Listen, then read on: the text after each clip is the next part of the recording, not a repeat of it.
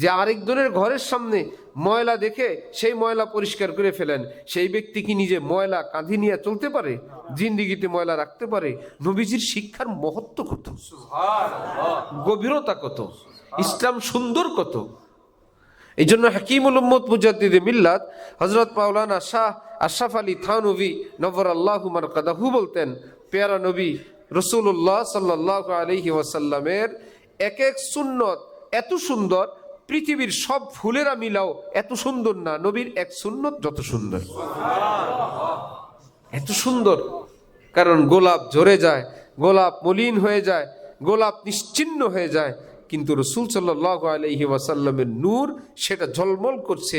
শুরু হয়েছে তো কিয়ামত পর্যন্ত না, আজীবন জ্বলতেই থাকবে।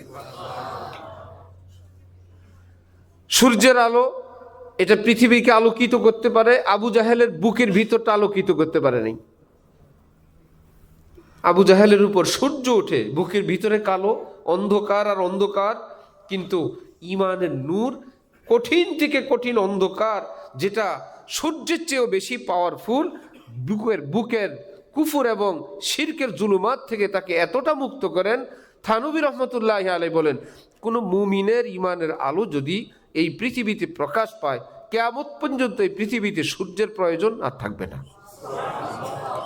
এত আলো হবে দুনিয়া, এত আলোকিত হবে এই পৃথিবী। আল্লাহ আমাদেরকে সুন্নতের মহব্বত দান করেন। তাহলে পরিষ্কার পরিচ্ছন্নতা এটা কি মূলত কোনো দরবার, কোনো সিলসিলা, কোনো পীর সাহেবের তার ব্যক্তিগত বৈশিষ্ট্য, না ইসলামের বৈশিষ্ট্য? তাহলে একটা মুসলিম দেশ, একটা সমাজ, একটা কালচার কত পরিচ্ছন্ন থাকা দরকার, কত পরিষ্কার থাকা দরকার, কতটা পরিপাটি থাকা দরকার। আল্লাহওয়ালা যারা হন এবং কোনো কামেল আল্লাহওয়ালার হাতে তরবিয়ত প্রাপ্ত যখন হন, যে যেমন তিনি নিসবত মা আল্লাহওয়ালা, এটাকে আমার পীর ও মুর্শেদ আরিফ বিল্লাহ হযরত মাওলানা শাহ আব্দুল মতিন বিন হুসাইন সাহেব দামাত বারাকাতুহুম, আল্লাহ পাক হযরত আল্লাহর হায়াতে সুস্থতার সাথে অনেক বেশি বরকত দান করেন। হযরত বললেন যে ভাই, বুজুর্গ হওয়া, আল্লাহওয়ালা হওয়াও সহজ, মানুষ হওয়া কঠিন। কি বড় মুশকিল কথা।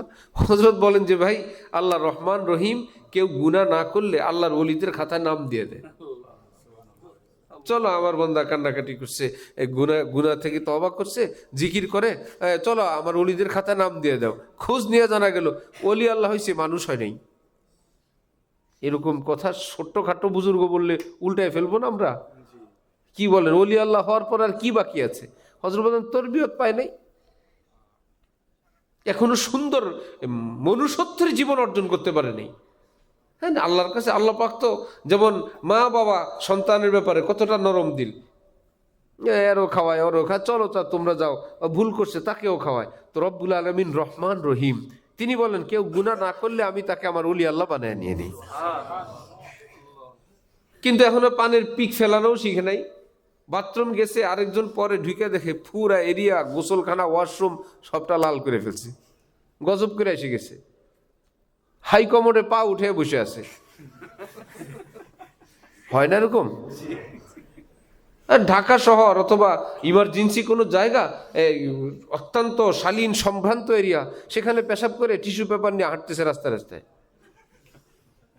এর মধ্যে আবার মাঝে মাঝে কাশিও মারে, লেফট রাইটও করে, একদম পেশাব থেকে পুরো পবিত্রই হয়ে যাবে। মসে জাকার, পুরুষাঙ্গের টাচ লাগলে উজু ভাঙে কিনা, এরকম এক মাসালা আছে কিতাবে, যে পুরুষাঙ্গের টাচ লাগলে উজু ভেঙে যায়। এক ব্যক্তি হযরত ওমর রাদিয়াল্লাহু তাআলা আনহুর নিকট গিয়ে বললেন, হযরত মাসালা কি সত্য? হযরত ওমর বললেন, ইন কানা কাযালিক ফাক্কাহু, এই যদি হয় কাইটা ফেলো।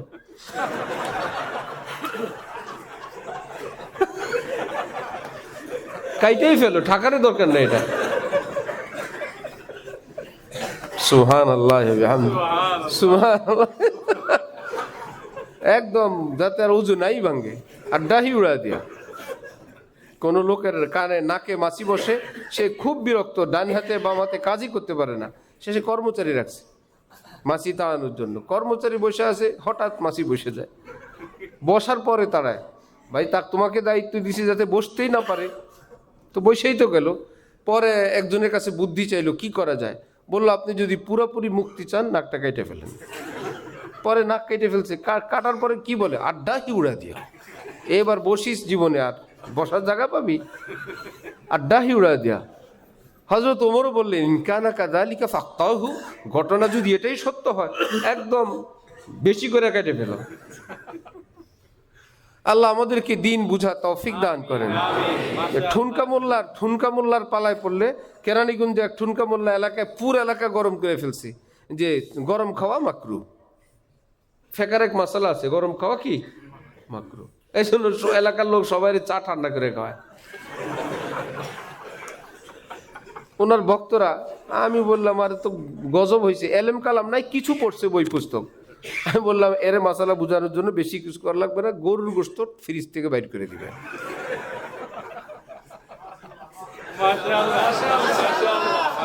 তখন দেখবেন মোল্লা সোজা হয়ে গেছে, পরে বলবো না মোটামুটি কুসুম গরম হইলেও চলে, ঠিক না?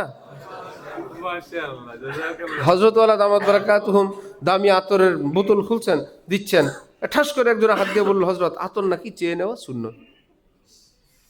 আতর চেয়ে নেওয়া সুন্নত জায়েজও যদি বলতো তবু তো মানান যেত, সুন্নত বলে একদম মদিনা পর্যন্ত পাঠাই দিছে, বলে আতর নাকি চেয়ে নেওয়া সুন্নত। হযরত তুই চুপ। আমি বললাম আপনি একটা দামি আতরের বোতল খুললে আর আশপাশ থেকে 20-30 জন যদি এই সুন্নত পালন করে আপনি চিৎকার শুরু করবেন, এটা সুন্নত না। আতর আমার, আরেকজনের নাকি আমার থেকে নেওয়া তার সুন্নত। অনেকে আতরের বোতল খুললে শুধু হাত আগায় দেয়, মনে করে এটা একটা নিয়ম। অমুক জায়গায় দেখা গেছে একজনের বোতল খুলছে, এর মধ্যে উনি ডান বামে 1-2জনকে দিছে, রাস্তা নাই, পথিক নাই, যে যার মতন করে ঠেলা ধাক্কা দিয়ে হাত দিয়ে থাকে এবং নেয়ার বলে কি বরকত। আদাবি জিন্দিগির অংশ। হযরতওয়ালা বলেন যে ভাই দিনই দিবেন, তিনি যদি বিরক্ত হয়ে দেন, অসন্তুষ্ট হয়ে দেন, এখানে কিসের বরকত? এর কোনো বরকতি নেই। বিরক্তি, একজনকে কষ্ট দিলা, একজন থেকে এক প্রকারের যে জোর করে নিলা, এটা তো কোনো খায়ের বরকতের মধ্যে কিচ্ছু নেই।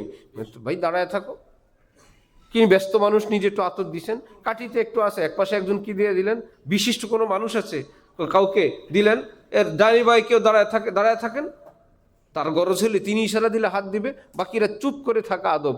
এরকম রাস্তাঘাটে বা যাত্রার সামনে এরকম হাত বিছানো, অথবা নিজের শায়েখও যদি হয়, আপনজনও যদি হয়, এরকম হাত দেওয়া আদব না।